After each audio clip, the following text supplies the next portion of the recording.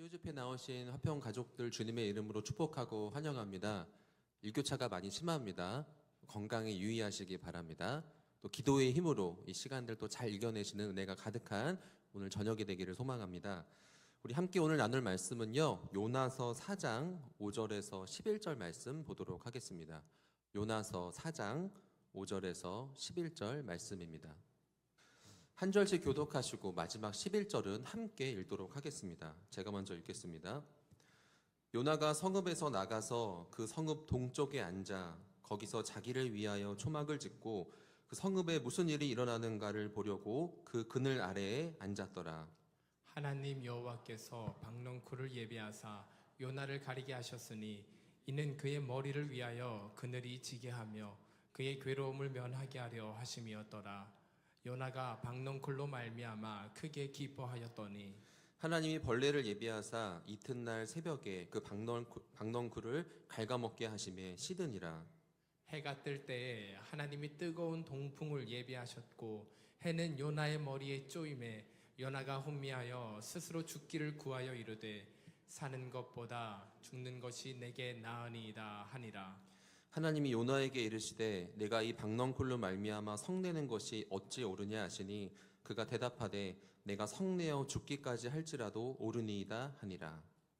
여호와께서 이르시되 내가 수고도 아니하였고 재배도 아니하였고 하룻밤에 났다가 하룻밤에 말라버린 이 박넝쿨을 아꼈거든. 다 같이 읽겠습니다. 하물며 이 큰 성읍 니느웨에는 좌우를 분별하지 못하는 자가 12만여 명이요 가축도 많이 있나니 내가 어찌 아끼지 아니하겠느냐 하시니라.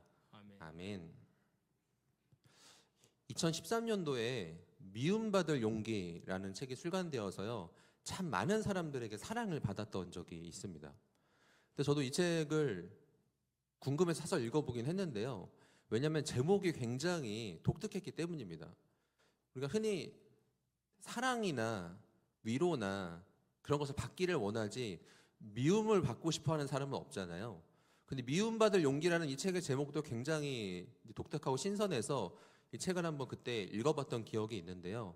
이 책은 이제 정신분석학에 대한 내용인데, 정신분석학에는 그 대표적인 두 양대 산맥이 있다고 합니다. 한 사람은 프로이트고 한 사람은 융이라는 사람인데요. 이 책은 그 프로이트와 융 외에도 제3지대를 모색해서 자신만의 어떠한 사상을 만든 아들러라는 사람에 대한 그 정신분석 사상을 소개하는 책 내용인데요.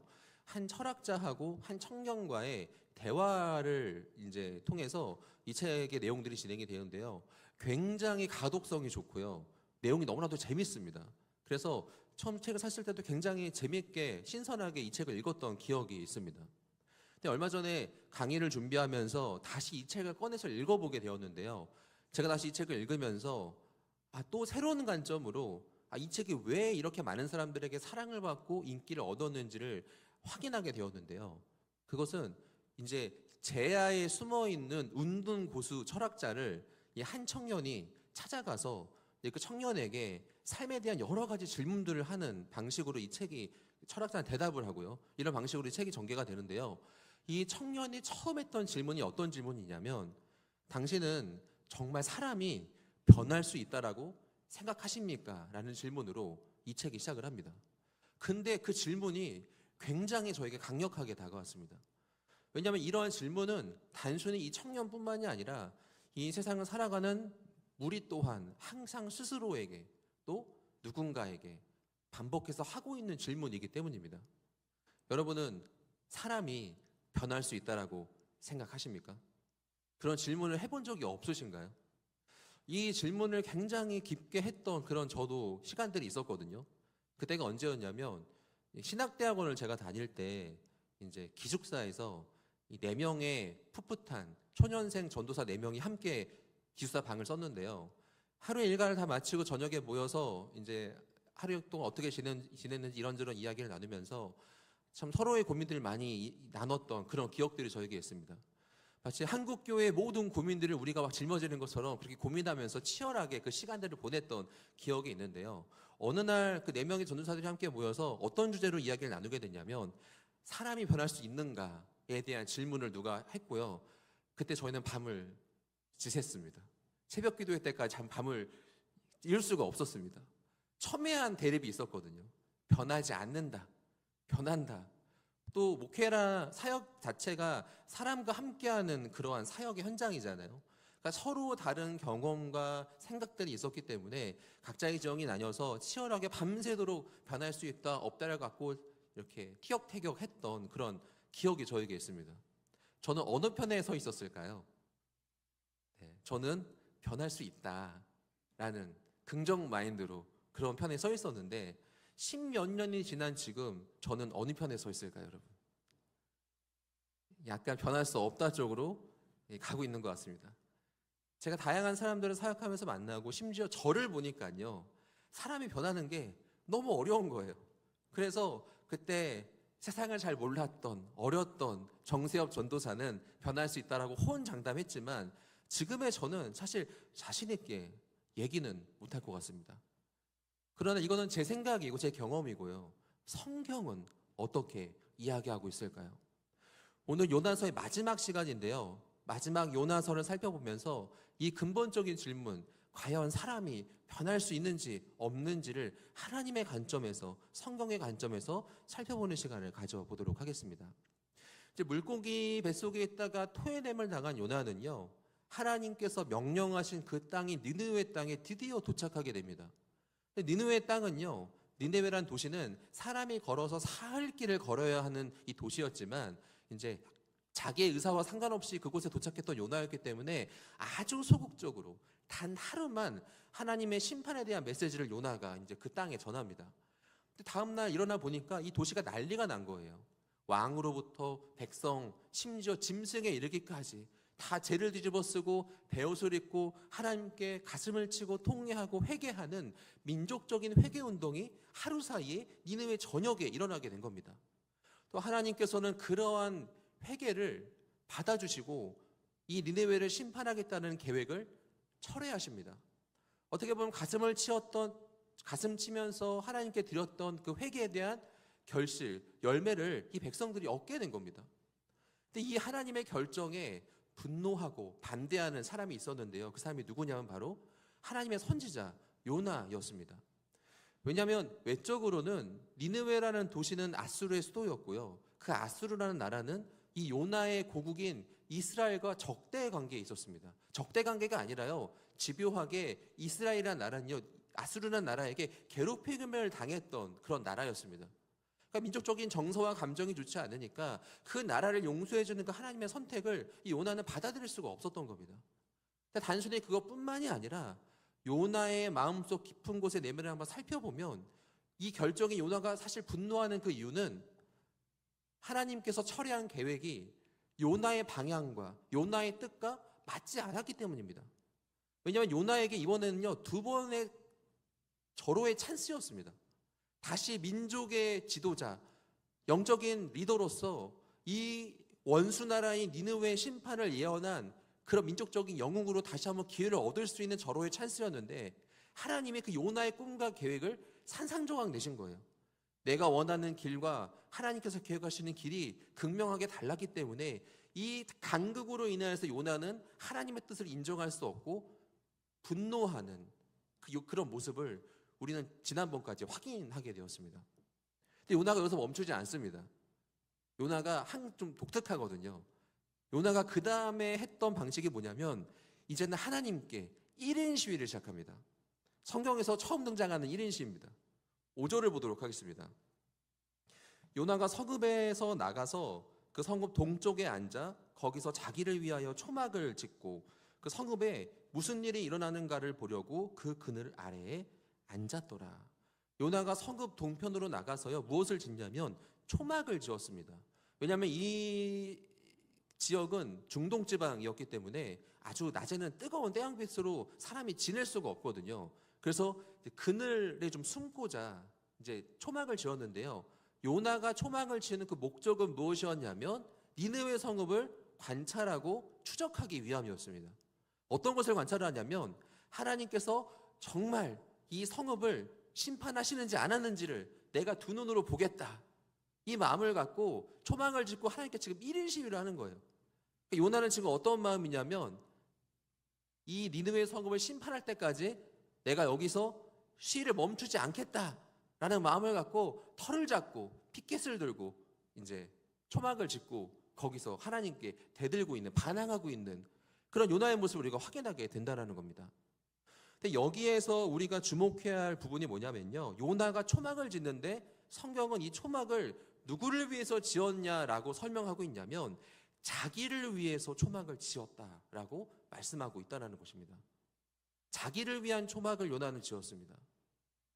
우리 여기서 한 가지 힌트를 얻을 수 있는 게, 요나가 이제까지 그것이 나의 애국심이다, 그것이 나의 하나님의 나라를 위한 것이다, 그것이 나의 하나님의 사역을 위한 것이다 라고 교묘하게 포장하였지만, 사실은 이제까지 요나가 했던 모든 방향과 요나의 어떠한 방법들, 요나의 생각들, 꿈들, 그 모든 것이 사실은 누구를 위한 것이었는지를 확인할 수 있냐면 결국은 그것이 이스라엘을 위한 것도 아니었고 하나님의 나라를 위한 것도 아니었고 자기 자신을 위한 거였다는 것을 우리는 이 본문을 통해서 확인하게 된다는 겁니다.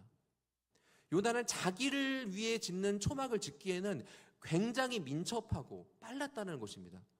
그리고 그 행동을 교묘하게 무엇으로 포장하기도 능숙했냐면 마치 자기를 위한 것이 아닌 것처럼, 하나님의 교회를 위한 것처럼, 하나님의 나라를 위한 것처럼 포장하기에 굉장히 능숙lun란한 사람이었다는 겁니다.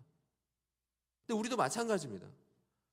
우리도 하나님의 일을 위해서 열심을 낸다고 하지만, 내가 하나님의 사역을 위해서 최선을 다한다고 말을 하지만 그 내면 깊숙한 곳을 한번 살펴보면 사실은 그것이 하나님의 나라를 위한 초막이 아닌, 하나님의 사역을 위한 초막이 아닌 자기를 위한 초막을 짓고 있을 수도 있다는 겁니다. 이게 너무 교묘해서요, 심지어 자기 자신도 속입니다. 가족도 속이고요, 교회 공동체도 속이고요, 스스로를 속이는 교묘함들이 우리 가운데 있다는 겁니다. 그래서 우리는요, 영적으로 깨어서 과연 내가 지으려는 이 초막이 하나님을 위한 것인지 나를 위한 것인지를 잘 분별할 수 있어야 한다는 것입니다. 또 하나님은요, 자기를 위해 짓는 초막을요 절대로 내버려 두지 않습니다. 그걸 반드시 깨부수십니다. 그것이 얼마나 허망하고 그것이 얼마나 보잘것없는지를 반드시 하나님의 그것을 증명해 내십니다. 이거는 요나를 통해서도 마찬가지였습니다. 자기를 위해서 초막을 짓는 이 요나에게 하나님께서는 무엇을 준비하시냐면요, 세 가지를 준비하십니다. 첫 번째는 박넝쿨이고요, 두 번째는 벌레고, 세 번째는 뜨거운 동풍, 이 3단 콤보를 요나에게 준비하십니다. 6절을 보도록 하겠습니다. 하나님 여호와께서 박넝쿨을 예비하사 요나를 가리게 하셨으니 이는 그의 머리를 위하여 그늘이 지게 하며 그의 괴로움을 면하게 하려 하심이었더라.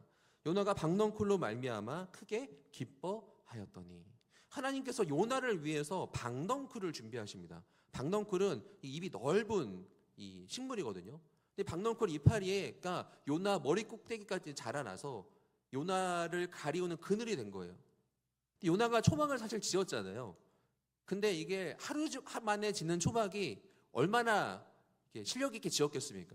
사실은 요나가 열심히 초막을 지었지만 이 태양볕에 서서 자기를 가릴 수 있는 그런 그늘이 만들어지는 초막은 아니었어요. 근데 하나님께서 보잘것없는 박넝쿨을 자라게 하시니까 하나님이 자라게 하신 박넝쿨이 무엇보다 더 좋은 가림막이 되었냐면 이 초막보다 더 좋은 가림막이 된 거예요. 그래서 이 단순한 요나는요, 이 박넝쿨을 말미암아서 엄청 행복해합니다. 행복하다, 이 그늘 아래 너무 시원하고 좋다, 이렇게 1인 시위를 하지만 굉장히 행복하게 하루를 요나가 보냅니다. 근데 여기서 끝나지 않습니다. 하나님이 이번에는 무엇을 보내시냐면, 예비하시냐면 벌레와 뜨거운 동풍을 보내십니다. 7절에서 8절 말씀을 보겠습니다. 하나님의 벌레를 예비하사 이튿날 새벽에 그 박넝쿨을 갉아먹게 하심에 시드니라. 해가 뜰 때에 하나님이 뜨거운 동풍을 예비하셨고 해는 요나의 머리에 쬐임에 요나가 혼미하여 스스로 죽기를 구하여 이르되 사는 것보다 죽는 것이 내게 나으니이다 하니라. 하나님의 새벽에 벌레를 보내셔서 이 박넝쿨을 갉아먹게 한 겁니다. 그래서 박넝쿨이 하루 만에 시들어버린 거예요. 요나의 은신처, 요나의 그늘이 사라져버리고 말았습니다. 그래도 아직 초막이 있잖아요. 초막에 기댈 수 있잖아요. 근데 하나님이 이번에는 뜨거운 동풍을 보내십니다. 근데 여기서의 뜨거운 동풍은요, 우리가 지금 오늘 왔을 때 그 시원한 바람이 아니라요, 여기는 중동 사막 지역이거든요. 사막에서 불어오는 그런 바람이에요. 그늘은 없죠. 뜨거운 동풍은 자신의 얼굴을 막 때리죠. 요나가 어떻게 됐을까요? 정신이 혼미해진 거예요.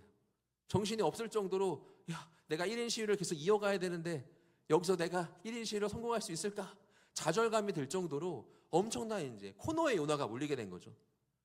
그러자 요나가 하나님께 어떻게 반응하냐면, 하나님께 화를 내면서 요나의 특기, 자해소동을 또 벌입니다. 하나님, 내가 여기서 이렇게 뜨겁게 지낼 바에는 차라리 내가 죽는 게 낫습니다, 주님. 다시 한번 하나님께 자해소동을 벌이면서 내가 이렇게 살 바야 차라리 죽는 게 낫다라고 하나님께 원망하고 하소연하는 요나의 모습을 우리 오늘 본문을 통해서 확인하게 됩니다. 근데 이런 요나의 행동이 얼마나 어이가 없냐면요, 사실 하나님께서 요나에게 성문 동쪽으로 가서 초막을 짓고 1인 시위를 하라고 명령을 하셨을까요? 아니면 요나의 스스로의 계획이었을까요? 잘 모르시네요. 요나의 스스로의 계획이었죠. 아무도 요나에게 그것을 요구한 사람이 없었어요. 자기가 스스로 분에 못 참아서 동쪽으로 나가서 초라한 초막을 짓고 하나님과 한번 싸워서 이겨보겠다고 자기가 그 모든 것들을 계획하고 나서 그 계획의 뜻대로 안 되니까 이번에 누구에게 화를 냅니까? 하나님께 화를 내면서 하나님께 차라리 내가 죽는 것이 낫다, 내가 이렇게 비참하게 뜨거운 태양볕에서 뜨거운 동풍이나 맞으면서 살할 바에는 차라리 죽는 게 낫다라고 하나님께 지금 하소연하고 하나님 원망하고 있는 요나의 모습을 우리는 확인하게 된다는 겁니다. 여러분, 요나 어떻습니까? 여러분의 주변에, 여러분의 가정교회 안에, 여러분의 가족 구성원 안에 요나와 같은 사람이 만약에 있다고 한번 생각해 보세요. 여러분의 직장에, 직장 동료가, 아니면 직장 상사가 이런 요나가 있어요. 여러분 어떨 것 같으세요? 이 사람과 동역을 이어갈 수 있을까? 내가 이 회사를 계속 다닐 수 있을까? 사실은 그런 마음이 들지 않겠습니까? 이게 한두 번도 아니고, 얘 상습범이구나, 얘는 이런 상황만 되면 이번이 아니라 다음에도 또 다음에도 분명히 이렇게 행동할 거야 라는 생각을 할 수밖에 없는 요나의 완악함, 정말 변할 수 없는 구제불능인 요나의 모습을 우리는 계속 반복해서 확인하게 된다는 겁니다. 이쯤 되면, 솔직히 이쯤 되면 하나님이 요나를 포기하셔도 우리는 하나님께 뭐라고 할 수 없을 것 같아요. 근데 하나님께서 또 요나에게 다정하게 말씀하십니다. 다정하게요. 화를 내지 않으세요. 여러분 감정을 잘 보셔야 됩니다. 9절입니다. 하나님이 요나에게 이르시되 내가 이 박넝쿨로 말미암아 성내는 것이 어찌 옳으냐 하시니 그가 대답하되 내가 성내어 죽기까지 할지라도 옳으니이다 하니라. 하나님이 요나에게 말씀하세요. 요나야, 지금 너가 이 상황에 화를 내는 것이 정말 옳으냐? 너 한번 감정을 좀 이렇게 차분하게 가라앉고 한 걸음 뒤로 떨어져서 지금의 너의 행동, 너의 상황, 너의 감정을 한번 봐봐. 이거 정말 말도 안 되는 거 아니냐? 너무 상식적이지 않지 않니, 요나야? 너가 화내는 것 이성적으로 한번 생각해봐. 차가운 감정으로 너를 한번 진단해보렴. 지금 절대 화를 낼 수 있는 상황이 아니지 않니? 오히려 피해자는 난데 너가 화를 내다니. 요나야, 너의 모습을 한번 잘 진단해봐라고 하나님께서 말씀하시는 거예요. 이렇게 차분하게 하나님께서 요나의 상황들을 주도 면밀하게 살피시고 설명하시는데도 불구하고 요나가 어떻게 말합니까? 하나님, 내가 성내어 죽기 할지라도 내가 지금 화내는 게 옳습니다 라고 하나님께 따지고 있는 거예요. 그러자 하나님께서 이번에는 손을 드시던 기싸대기를 때리시는 게 아니라 10절 11절 말씀입니다.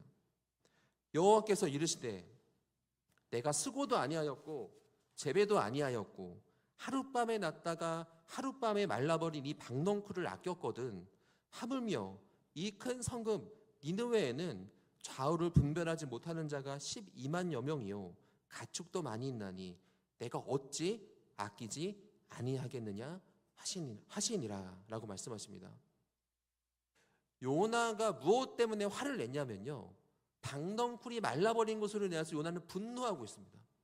그리고 너희가 화내는 것이 옳으냐라고 말하니까 내가 이 방덩쿨이 말라버린 것으로 인해서 화내는 것이 하나님 옳습니다. 나는 맞아요. 난 이 방덩쿨이 죽은 거라서 너무 화가 나요. 하나님 너무 싫어요. 너무 기분이 나빠요 라고 하나님께 지금 항변하고 있는 요나죠.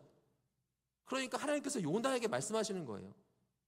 생명의 논리에 대해서 말씀하시는데요, 요나야 봐봐라, 이 방덩쿨 누가 재배했냐? 사실은 요나가 재배한 게 아니에요.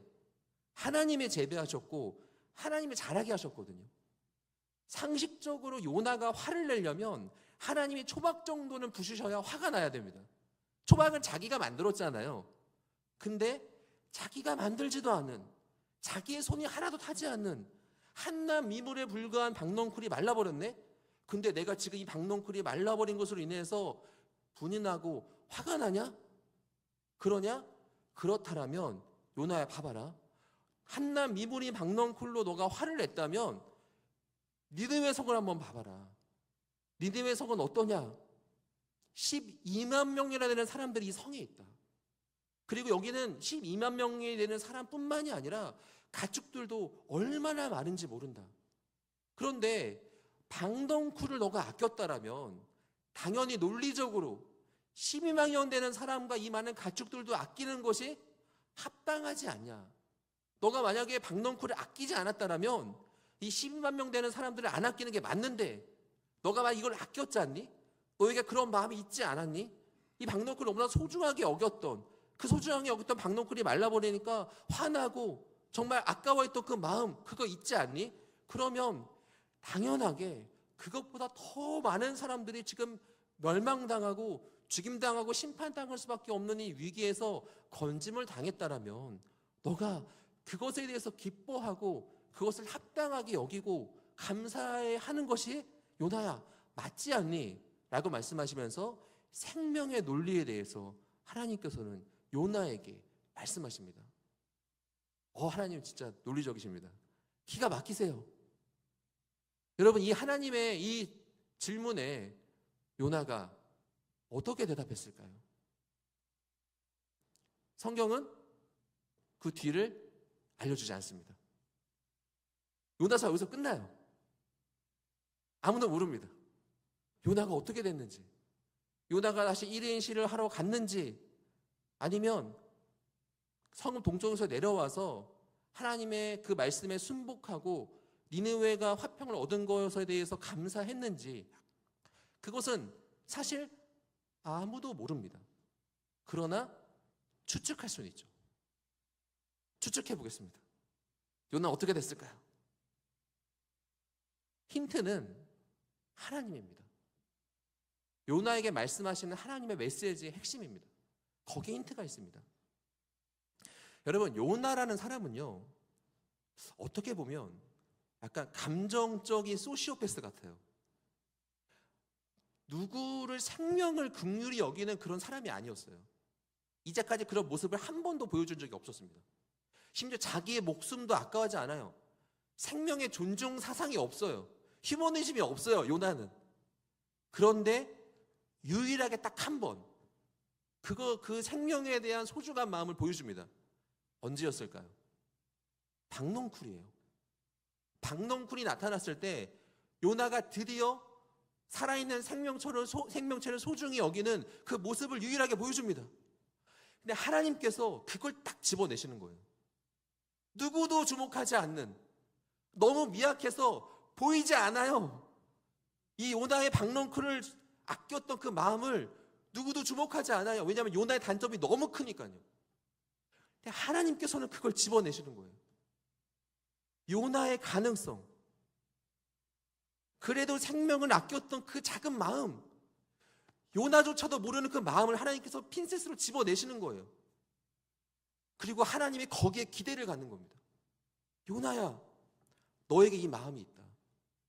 요나야, 너도 모르는 주변에 있는 그 어떤 사람도 깨닫지 못하는 너무 완악해 보이고 구제불능이고 변할 수 있는 가능성이 하나도 없는 것처럼 보이는 너이지만 나는 봤다. 누구도 주목하지 않은 너의 그 마음, 그래도 이 미물인 박넝쿨을 아꼈던, 긍휼히 여겼던, 여기서 아꼈다는 것은 긍휼히 여겼다는 겁니다. 박넝쿨이 말라버리니까 그것을 긍휼히 여겼던 그 마음, 그 자그마한 파동, 자그마한 미동, 나는 그것을 봤다. 그리고 그 마음이 있다라면 요나야, 너는 나의 마음을 이해하는 사람으로 성장할 수 있고 12만 명 되는 원수와 같은 이 민족이 이곳에 있지만 이들을 용서하는 하나님의 그 은혜를 너도 깨달을 수 있는, 그거를 수용할 수 있는, 하나님의 마음을 헤아릴 수 있는 그런 가능성이 너에게 있다라고 하나님께서 요나에게 말씀하시는 거예요. 이것이 요나를 바라보시는 하나님의 관점입니다, 여러분. 또 이 관점은 동일하게 누구를 이런 관점으로 바라보실까요? 바로 나입니다. 저예요. 여러분들입니다. 하나님 우리를 그렇게 바라보신다라는 거예요. 이게 하나님의 기대이고 우리를 향한 하나님의 소망입니다. 우리는 서로를 바라볼 때 가능성을 보지 않습니다. 그들의 불가능성만 봐요. 이 사람은 이것이 문제야. 얘는 이래서 구제불능이야. 얘는 가능성이 없어. 이 사람의 단점, 할 수 없는 여러 가지 품목들을 우리는 바라본다는 거예요. 그것이 인간의 한계입니다. 우리는 서로 항상 그렇게 서로를 바라보며 평가하고 살아갑니다. 그러나 하나님은 아니시라는 거예요. 하나님은 우리에게 수만 가지의 단점과 하나님의 일을 행할 수 없는 수만 가지의 부족함이 있다 하더라도 그 자그마한 가능성 하나를 바라보신다는 거예요. 그리고 거기에 하나님의 인생을 거십니다. 하나님의 생명을 거기에 거십니다. 그렇기 때문에 요나를 바라봤을 때는 구제불능이고 요나는 변할 수 없어요. 그러나 이 하나님의 기대와 소망이 있기 때문에 요나는 반드시 변했다라고 결론을 내릴 수 있다는 겁니다. 그리고 그것이 바로 요나의 이야기로 끝나지 않습니다. 나의 이야기이고 우리 가족의 이야기고 우리 가정교회 지체들의 이야기고 우리 함께 직장 생활하는 동료들의 이야기라는 겁니다. 이것이 우리의 이야기라는 겁니다. 팀 켈러 목사님이 쓴 방탕한 선지자라는 책이 이 요나서에 대한 내용을 담고 있는데요. 팀 켈러 목사님은 마지막에 그렇게 결론을 내리시더라고요. 요나가 어떻게 됐을까? 요나서를 누가 썼을까? 여러분, 요나서를 누가 썼을까요? 요나가 썼겠죠. 이 요나가 어떠한 정신으로 이 성경을 썼을까요? 그래도 변했으니까.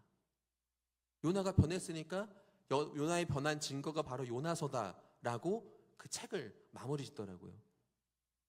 하나님의 기대가 우리에게 있기 때문에, 하나님의 기대가 요나에게 있기 때문에 우리는 오늘도 내가 변할 수 있음을, 오늘도 우리가, 나의 남편이, 나의 아내가, 우리 자녀들이, 우리의 부모가, 우리의 교회 지체들이 변할 수 있다고 우리가 소망할 수 있다는 겁니다. 그 사람이 무언가 탁월해서가 아니에요. 그 사람이 무언가 능력이 있어서가 아닙니다. 하나님께서 하실 수 있기 때문입니다. 하나님의 그 사람을 포기하고 있지 않기 때문입니다. 하나님의 그 사람에 대한 그 자그마한 그 가능성에 하나님께서 자신의 생명을 바치시면서 기대를 거셨기 때문입니다. 오늘도 이 하나님의 나를 향한 기대와 소망이 오늘 이 하루를 살아가는 우리의 참된 위로가 되는 이 수요일 저녁이 되시기를 소망합니다. 요나서가 끝이 났습니다. 요나서를 살펴보면요, 요나서는 하나님을 우리를 믿는 우리조차도 때로는 하나님으로부터 멀어질 수 있다는 것을 확인하게 됩니다. 그런 이 과정은요, 필요 없는 과정이 아닙니다. 하나님을 멀리 떠나는 시간들이 우리에게 찾아올 수도 있지만 하나님은 그런 시간들을 하나님을 알아가는 성장의 과정으로 반드시 사용하십니다. 다시 우리를 찾아오시고요, 다시 기회를 주십니다. 그리고 그 하나님의 품 안에서 우리를 하나님을 닮아가는 그런 자들로 성장하게 하십니다. 그것이 바로 하나님의 은혜입니다. 요나도 하나님의 은혜 안에 있고 우리도 하나님의 은혜 안에 있습니다. 이 우리를 포기하지 않는 하나님의 사랑 안에 충만하게 거하는, 또 하나님의 은혜 안에 우리의 삶의 가능성과 소망을 두며 이 하루를 넉넉히 견디며 이겨내며 살아가는 우리 모든 화평교회 성도님들 되시기를 예수님의 이름으로 축복합니다.